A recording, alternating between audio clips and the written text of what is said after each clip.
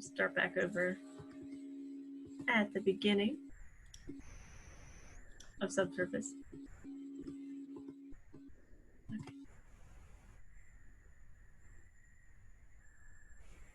All right, so with the subsurface features of the project, what our goals are for the project are to reduce flooding in the neighborhood, reduce the effects of subsidence, which means the sinking of the ground, which in a lot of cases, especially in an area like Gentilly, is caused by the constant wetting and drying of the subsurface soil. So when the groundwater, which is this blue line right here, fluctuates significantly, it can allow the soils to compress, because there's a lot of organics in these soils, because it was a swamp, in the 1940s. So it still has quite a lot of organics, and when the organic material is allowed to dry and get oxygen, it can deteriorate and cause settlement.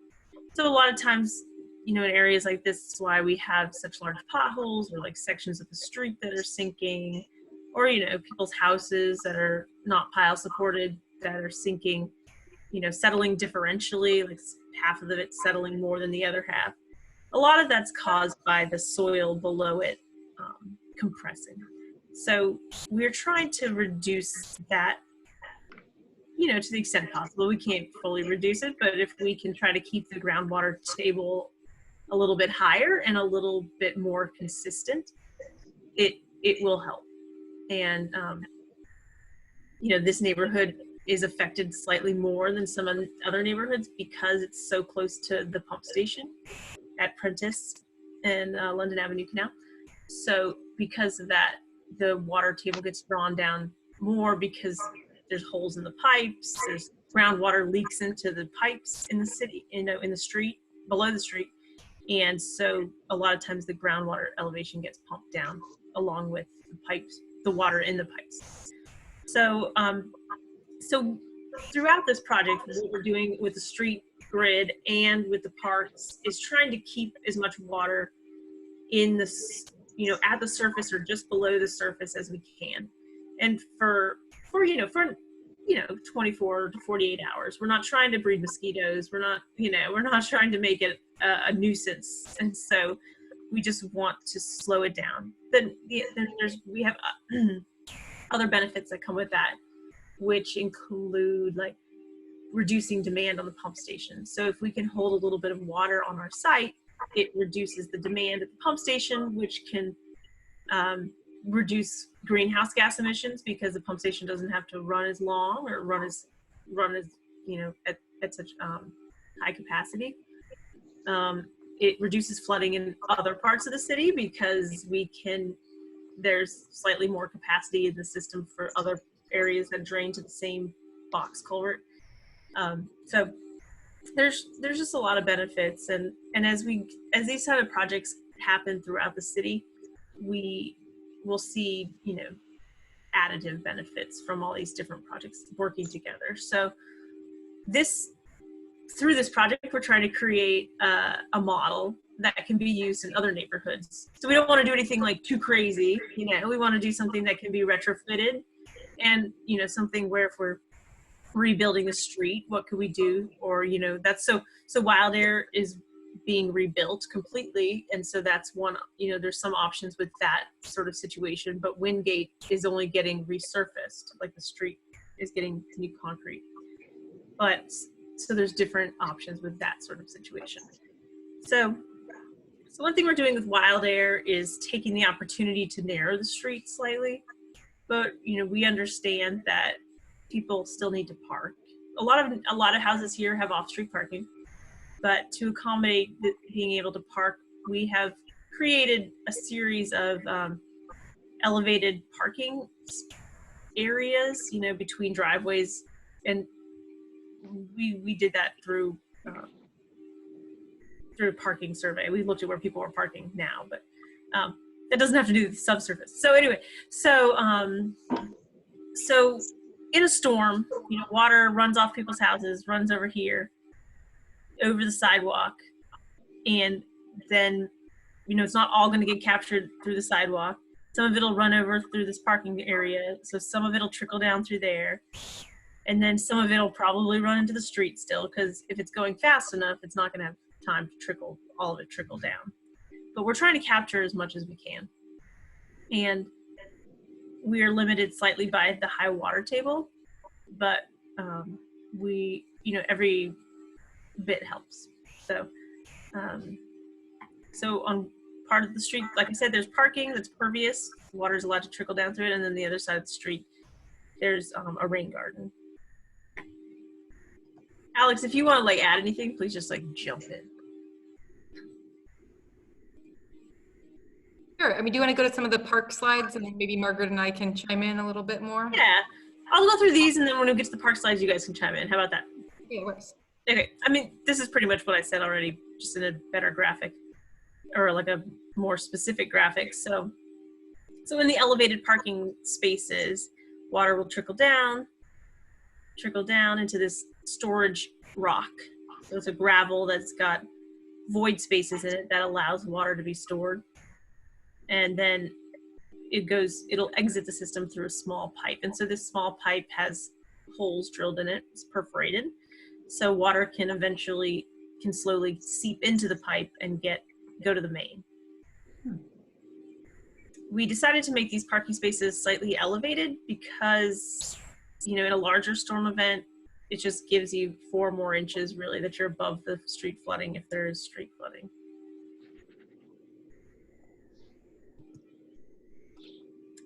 And the rain gardens work very similarly, just with plants and a slight depression.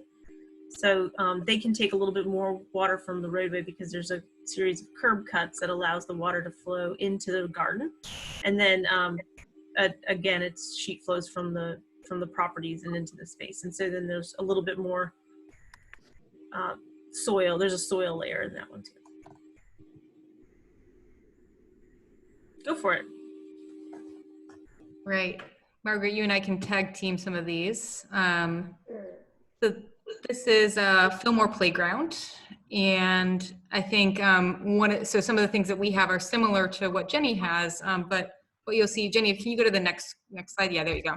So this one highlights the bioswales and where those are, and kind of shows how they interact with the concrete track. And Margaret, do you want to talk a little bit about the bioswales in the park and how those are kind of designed and how they, they're similar to what Jenny was talking about with the street ones, but I think they've got some unique features as well.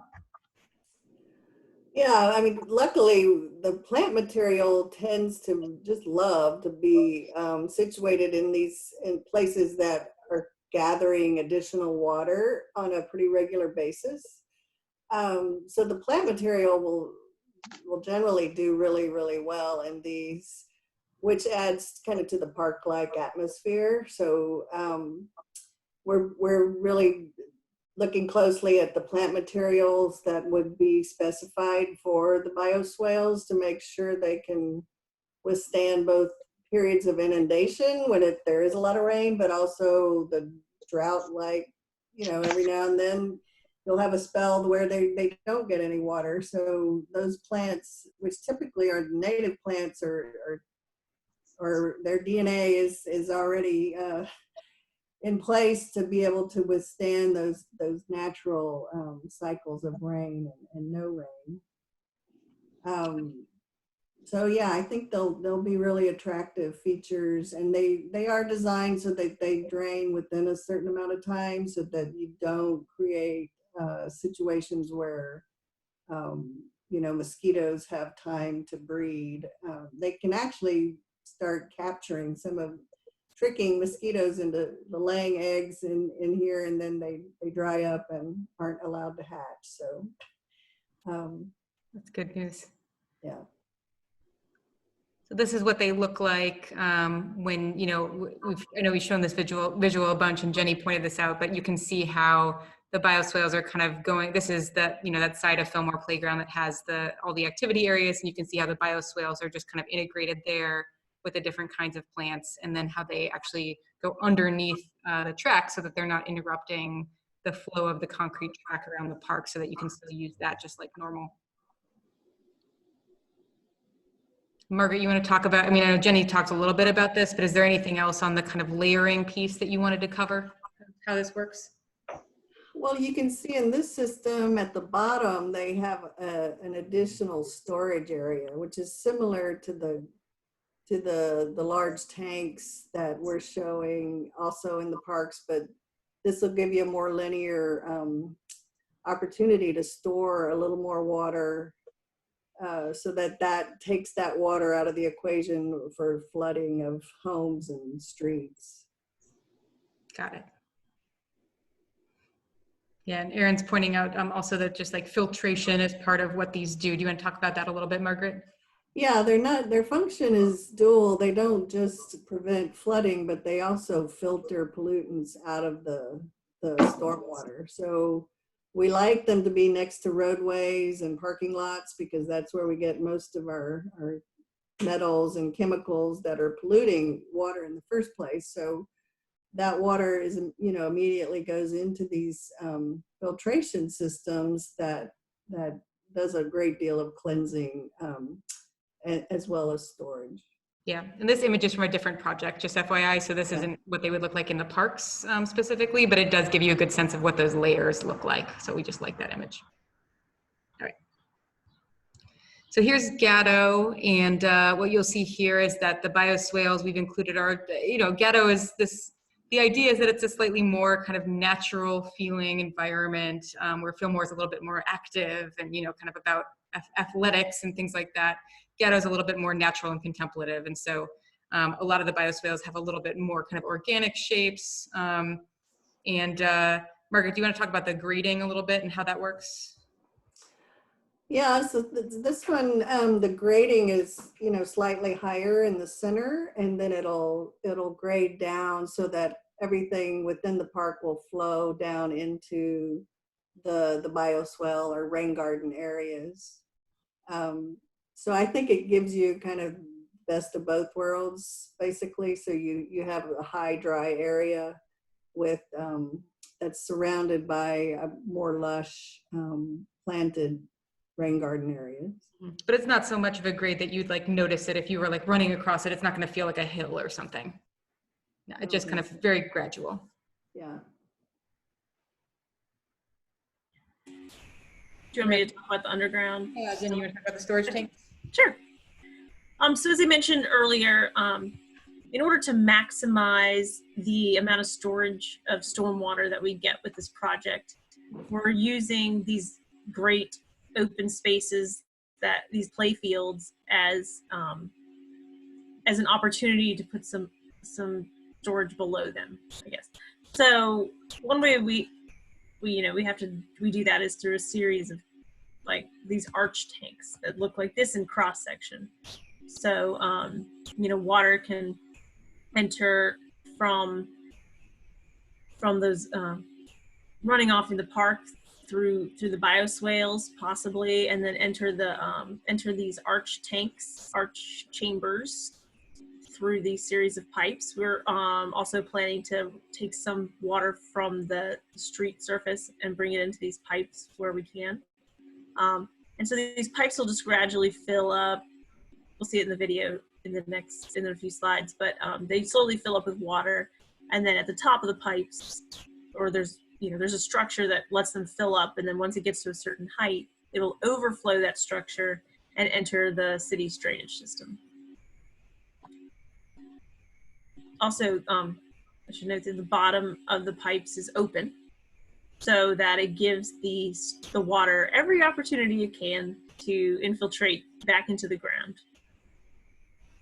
Jenny, just a quick time check. You have about 4 minutes. Oh.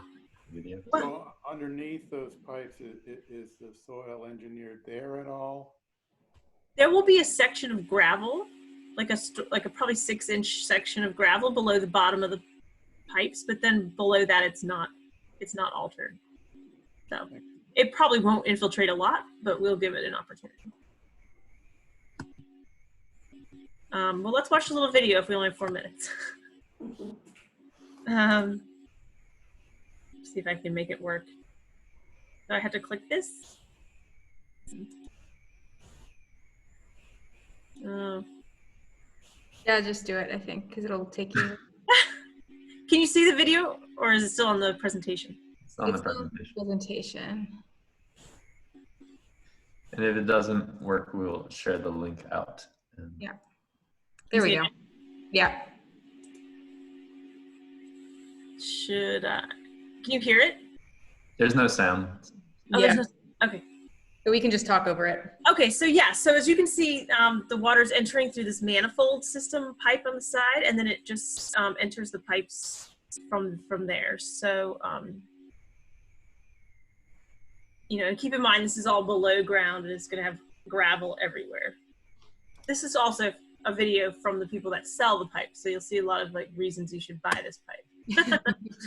But so it does have one row where the water goes through first, and it helps to trap sediment and trap trash so that they only have to clean out one section of the system so that see this, it went kind of fast, but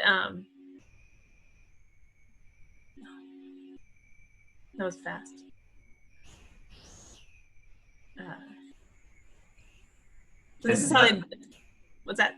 I just want to add that, again, all of this will be underground. So even though it's a pretty massive system, the size of nearly the entire field, it won't be visible. Mm-hmm. It'll just be all underneath the field and you won't see it. Exactly. So you can see how water first goes into this row, and that where anything that's floating or sediment will go in that area. And then it overflows this small structure in here so that cleaner water comes into these other tanks for storage. And if any of you live in Mid-City or close to Bayou St. John, Easton Field recently if you saw the construction there, had a very similar system just installed where they excavated the existing field, put in these tanks, and then laid fresh sod on top of it.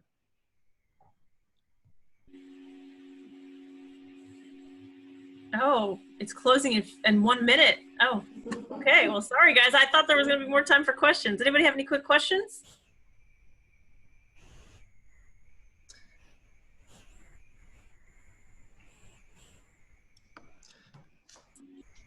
All right. We'll use a closing discussion we'll encourage everyone to share your thoughts and your questions via chat again, but we do have 35. Exactly. I just saw that in there. So if you have any questions, please type them into the chat and we can get back with you with some answers, or maybe in this last 10 minutes. Yeah. So in 20 seconds, we're going to automatically go back to the main session. It's like time travel. Jenny, when we go back, do you mind starting up the presentation again in the last 2 slides? Thank you. No problem. Thanks All right. for guiding us through that, Alex, Margaret. Great. Here we all go. See you back. Thanks, everyone.